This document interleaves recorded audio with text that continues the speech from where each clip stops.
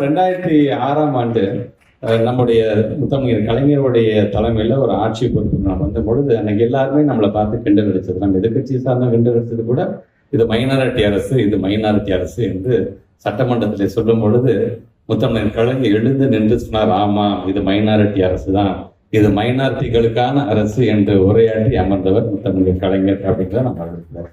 So அது இஸ்லாமிய சமுதாயமாக இருந்தாலும் கிறிஸ்தவ சமுதாயமாக இருந்தாலும் பல்வேறு திட்டங்களை நீங்கள் கொண்டு வந்து நாம் நடத்தி இருக்கிறோம். சமுதாயத்தில் இன்றைக்கு ஒரு சமூக நீதியை காக்க வேண்டும் என்று சொல்லும் போது எப்படி உங்களை எல்லாம் நாங்கள் உயர்த்தி கொடுத்திருக்கிறோம். காரணம், வாய்ப்பு வரும்பொழுதெல்லாம் நாங்களாவே எங்களை அமைச்சர்னு சொல்லிக்கிறதுல நாங்களாவே எங்களை முதலமைச்சர், அந்த வாய்ப்பை மக்கள் வழங்கும் பொழுதெல்லாம் உங்களை உயர்த்தி பிடிக்க வேண்டும் என்று ஆசைப்படக்கூடிய ஒரு இயக்கத்தை சார்ந்தவர்கள் நாங்கள் எல்லாம்.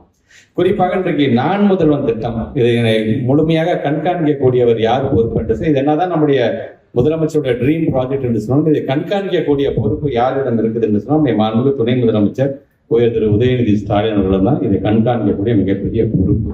இந்த காரணம், ஒரு எம்சிஏ கிராஜுவேட்டாக நான் எம்சிஏ முடித்தது பிறகு அந்த காலத்துல தான் பார்த்தா இந்த Y2K ப்ராப்ளம் என்று வந்தது. அந்த Y2K ப்ராப்ளம் நிறைய பேர் வந்து சென்டா வந்து வீட்டுக்கு அமைச்சிட்டாங்க, வேலையெல்லாம் அவ்வளோ சீக்கிரமா கிடைக்கல. நானும் என்னுடைய நண்பர்கள்லாம் என்னைக்கெல்லாம் வந்து ஒரு விளம்பரம் வருகிறதோ, இன்னைக்கு எடுக்கிறாங்க வேலைக்கு ஆள் எடுக்கிறாங்க அப்படின்னு சொல்லும் பொழுது அது சார்ந்து மாடிப்படி ஏறி இறங்கி எங்கேயும் வேலையெல்லாம் கிடைக்காது, அவ்வளோ ஈஸி கிடையாது. நடந்து எங்களுடைய ஷூவே தேஞ்சு போன அந்த காலமெல்லாம் உண்டு. ஆனால் அதற்கு காரணம், எம்சிஏ முடிச்சுட்டேன், தான் டிகிரி ஹோல்டர் ஆகிட்டேன், எங்களுக்கு வேலை கிடைச்சிடும் அப்படின்னு நாங்கள் இருந்தோம். ஆனால் அதோட சேர்ந்து ஏதாவது கூடுதலாக நாம் கற்றுக்கொள்ள வேண்டும். இன்னைக்கு இருக்கக்கூடிய மார்க்கெட் ட்ரெண்டுக்கு தகுந்தாப்புல, டிமாண்டுக்கு தகுந்தாப்புல நான் என்னை தயார்படுத்தி கொண்டேன்னா என்னன்னு பார்த்தீங்கன்னா இல்லை. எம்சிஏ முடிச்சு ஒரு டிகிரி ஹோல்டர் பேரை தான் வாங்கினேன் நான். ஆனால் அதற்கென்று தனியாக நான் கோர்ஸ் போக வேண்டியதாச்சு. கிட்டத்தட்ட ஒரு 3 மாதம் ஒரு சர்டிஃபைடு கோர்ஸை முடிச்சதுக்கு பிறகுதான் எனக்கு ஒரு வேலை கிடைத்தது. நான் ராம்கோ சிஸ்டத்தில் வேலையை பார்த்தேன், அப்புறம் ஐசாப்டா நான் வேலையை பார்த்தேன். அதன் பிறகு என்னுடைய பயணம் என்பது இன்னைக்கு பொது வாழ்க்கைக்கு வந்துருச்சு என்று சொன்னால் அது என்னுடைய அனுபவத்தை மூலம் நான் பகிர்ந்து கொள்கின்றேன்.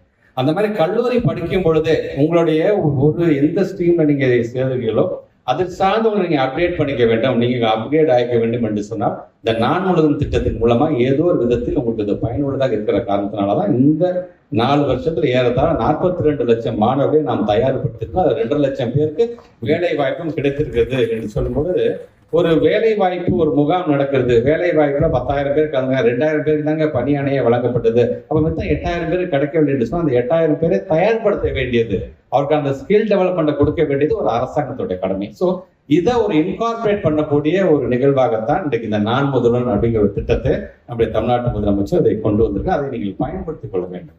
ஸோ ஒரு கல்லூரியில் நீங்க முடிச்சிட்டீங்கன்னா அடுத்தது கேம்பஸ் இன்டர்வியூ வந்துச்சுன்னா கேம்பஸ் இன்டர்வியூல உள்ள போய் அடுத்த நிமிஷம் வேலைக்கு போக ஒரு சூழ்நிலை இருந்துட வேண்டும் என்பதற்காக தான் இந்த திட்டம் தான். So being a school education minister, எல்கேஜியில் பிள்ளைங்க படிக்கிறாங்க, 12th ஸ்டாண்டர்ட்ல முடிக்கிறாங்க, 12th முடிச்சு பாஸ் பண்ணிட்டாங்க, அதோட என் வேலை முடிஞ்சிருச்சு, திருப்பி நான் ஃபர்ஸ்ட் ஸ்டாண்டர்ட் 12th ஸ்டாண்டர்ட் வரைக்கும் பசங்களை நான் வந்து ஃபோக்கஸ் பண்ண போறேன்னா, அல்லது 12ஆம் வகுப்பு முடித்ததுக்கு பிறகு என் பிள்ளைங்க நல்ல கல்லூரி போய் சேர்ந்துட்டாங்களா நான் கொஞ்சம் எட்டி பார்த்துட்டு திருப்பி வர போகிறேன்னா என்று சொன்னால் நான் எட்டி பார்த்துட்டு அதை நம்முடைய அண்ணன் கோவிச்செல்வன் கையில ஒப்படைச்சிட்டு தான் நான் வர வேண்டும். அதுதான் ஒரு பள்ளிக்கல்வித்துறை அமைச்சராக அது என்னுடைய கடமையாக அதை நான் பார்க்கின்றேன். ஸோ அதை இன்னைக்கு முழுமையாக செய்கிறோம் என்று சொன்னால் தமிழ்நாட்டு முதலமைச்சர் காலை உணவு திட்டத்தின் மூலமாக பிள்ளைங்களை உள்ள வர வைக்கிறதுலேருந்து எண்ணும் எழுத்தும் திட்டத்தின் மூலமாக அவங்க அடுத்த கட்டத்திற்கு பேசிக்காக அவங்களுடைய ஆங்கிலம் தமிழாக இருந்தாலும் கணக்கு பாடத்தின் மூலமாக அவர்களை நாங்கள் முன்னேற்றுகின்ற பாதையில கொண்டு போறதுல இருந்து ஸ்லோ லேர்னர்ஸ் இருந்தாங்கன்னா திறன் என்கின்ற அந்த பயிற்சியின் மூலமா அந்த ஸ்லோ லேர்னர்ஸ் மறுபடியும் நம்ம ரெகுலர் கிளாஸ் ரூம்ஸ்க்கு உள்ள கொண்டு வரதுல இருந்து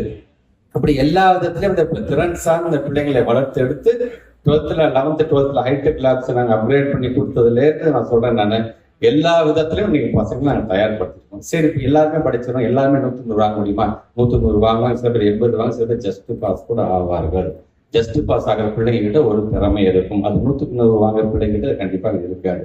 ஸோ அந்த திறமையை கண்டறிய வேண்டும் என்பதற்காக இன்னைக்கு பல்வேறு திட்டத்தையும் கொண்டு வந்தது.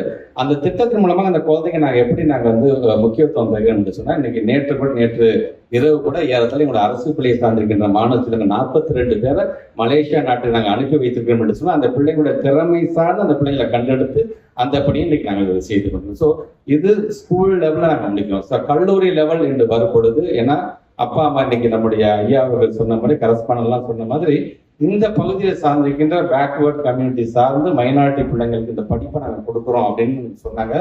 இது நம்முடைய தமிழ்நாட்டு முதலமைச்சர் சொன்ன மாதிரி எங்களுடைய பேராசிரியர்கள் செய்யக்கூடிய பணி அல்ல, அது ஒரு தொண்டு என்று அவர்கள் எடுத்து சொன்னார்கள். ஸோ அந்த பணியை மிக அழகாக இன்னைக்கு 50 ஆண்டுகளை கடந்து நீங்க செஞ்சுட்டு இருக்கிறீங்க. உள்ளபடி இந்த இன்ஸ்டிடியூஷனுக்கு என்னுடைய வாழ்த்துக்களையும் பாராட்டுகளையும் நான் தெரிஞ்சு தயவுசு 50 ஆண்டுகள் கூட இது நின்றக்கூடாது.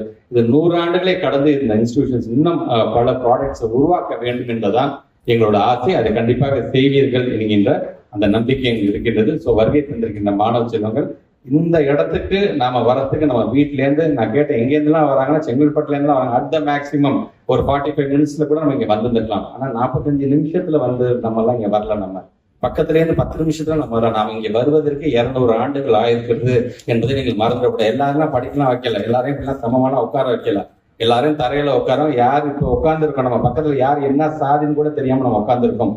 அதற்கு காரணம் திராவிட இயக்கம். ஏன்னா இங்கே நம்முடைய தமிழ்நாட்டை பொறுத்தவரைக்கும் அரசியல் என்பது எங்கே ஆரம்பிக்கிறது என்று சொன்னால், அனைவருக்கும் கல்வின்னு என்னைக்கு சொல்றீங்களோ அப்ப நம்ம எதிர்த்து போகக்கூடிய ஒரு கூட்டம் வந்துருச்சு. அதை எப்படி எல்லாரையும் ஒன்னா படிக்க வைக்க முடியும்?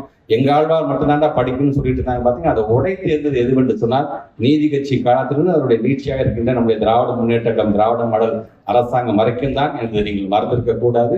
ஆக வரை தந்திருக்க மாணவர்கள் பெற்றவங்க படுற கஷ்டத்தையும் பேராசிரியர் நமக்கு சொல்லி தரக்கூடிய இந்த அர்ப்பணிப்பையும் உள்வாங்கி கொண்டு இன்னும் நல்லா உயர்ந்த இடத்துக்கு போங்க. அரசாங்கம் என்பது வர வர அவங்க கையை கொடுத்துட்டே இருப்பாங்க திட்டங்கிற பேர்ல. அந்த கையை பிடிச்சி நீ மேல வரணும்னு நான் ஆசைப்படுறேன். அந்த கையை பிடிச்சி மேல வரதும் வராதும் ஆப்ஷன் உங்க கையில தான் இருக்குது என்று சொல்லி வருகை தந்திருக்கிற உங்கள் அனைவருக்கும் என்னுடைய வாழ்த்துக்களையும் பாராட்டுகளையும் தெரிவித்து இந்த உரையை நிறைவு செய்கிறேன். நன்றி. செய்திகளை உடனுக்குடன் தெரிந்து கொள்ள கீழ்கண்ட கேபிள் மற்றும் டிடிஹெச் நெட்வொர்க்குகளில் எம்நாடு செய்தி தொலைக்காட்சியை காணுங்கள். பாதகம் செய்பவரை கண்டால் நாம் பயம் கொள்ளலாகாது பாப்பா. மோதி மிதித்து விடு பாப்பா, அவர் முகத்தில் உமிழ்ந்து விடு பாப்பா. அண்மை செய்திகளை உடனுக்குடன் தெரிந்து கொள்ள இணைந்திருங்கள் எம்நாடு தொலைக்காட்சியுடன்.